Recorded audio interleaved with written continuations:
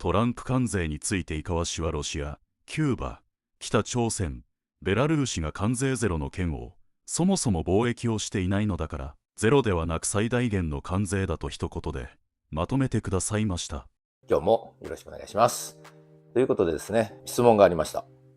トランプ関税、なぜロシアが除外されているのかっていう質問ですね。これ結構 X でもね、出てまして、これちょっと考えたらわかることなんですよね。別にトランプがロシアに媚びを売ってるとか、ロシアと仲がいいとかじゃなくて逆ですね。はい。いろんな思惑ね、ロシアとは今後ですね、ロシアとウクライナの戦争を終わらせて、なおかつ中東でのですね、ガザ地区問題をはじめとした問題も片付けて、アメリカトランプ大統領の最大の政治的目的であるですね、中国の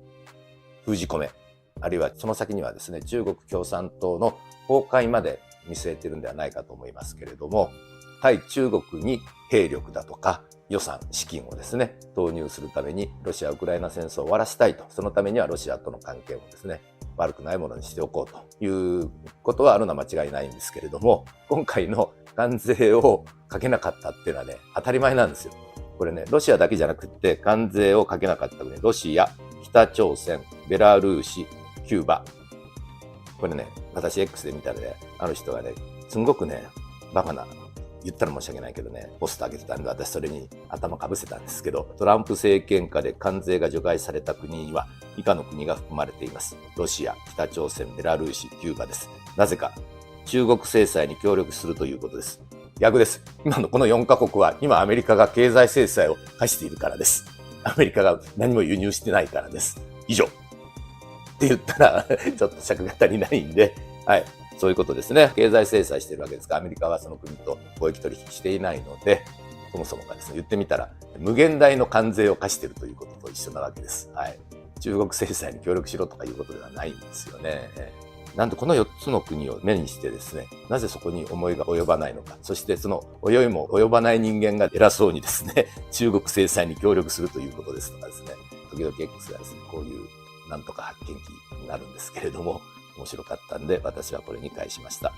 これさ、他のポストでもあったけどね、単純にアメリカ経済制裁課している国だからだよ、わかるって書いておきました。例えばですね、ロシア産の石油、ロシアは産油国の中でも上位ですし、ロシアの国家予算のですね、かなりの部分は石油の輸出収入が占めているんですけれども、アメリカやヨーロッパはですね、ロシアからのエネルギーを買わないと、天然ガスも増えてですね、というふうに経済制裁を課しているものですから、ところがそれをですね、インドがですね、輸入していると。ロシアが他の国、今までのこの輸出国に対してですね、ロシアの原油を輸入している国に対して売れなくなったものだから、余って安いロシアの石油をですね、インドは購入しているわけですね。アメリカや EU が禁輸してるからって言って協力しろと言われたところで、俺たちは知らないよということでですね、ロシアが輸入している。これアメリカは非常に苦々しく思っているわけでして、制裁の効果を薄めさせてしまうというか、なくしてしまうものですから、だから今回のトランプ関税でもインドは結構高い税率をかけられていたと思います。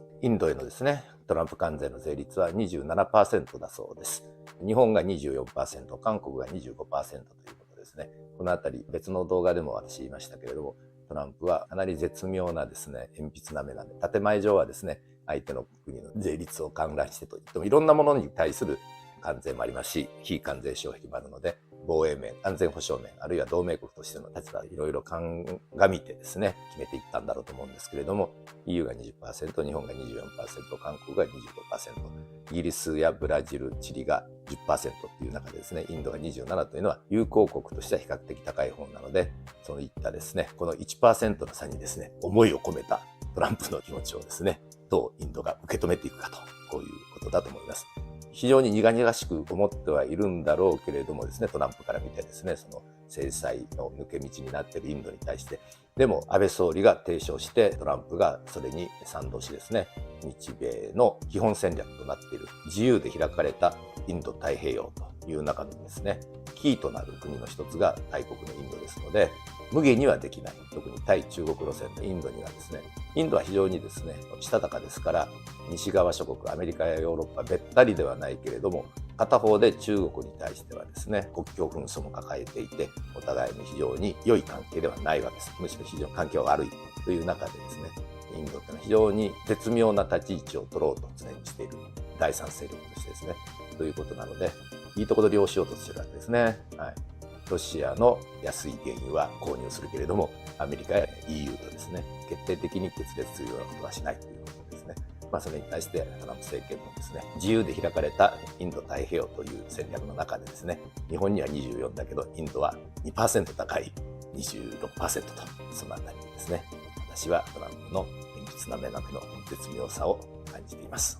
トランプ関税によって打撃を受けそうな日本企業は、根本的にはアメリカに輸出している企業ですよね。となるとやっぱり自動車もそうですし、かなりのところね、でも企業によってはですね、アメリカ本国あるいはメキシコといったところに自動車の製造工場を移してますから、でだから日本本体にもそうなんですけれども、メキシコへのトランプ関税が非常に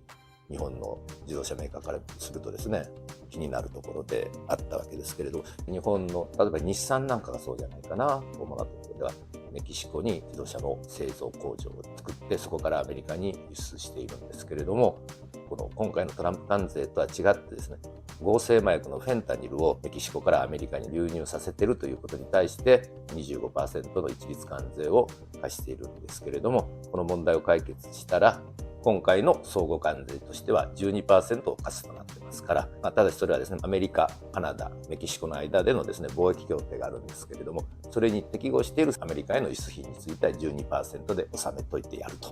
いうことのようです。いずれにしても非常に大きな影響が日本の自動車産業にはあるということになりますね。はい、トヨタが非常に打撃を受けるんじゃないかと思います。今回はそういうことです。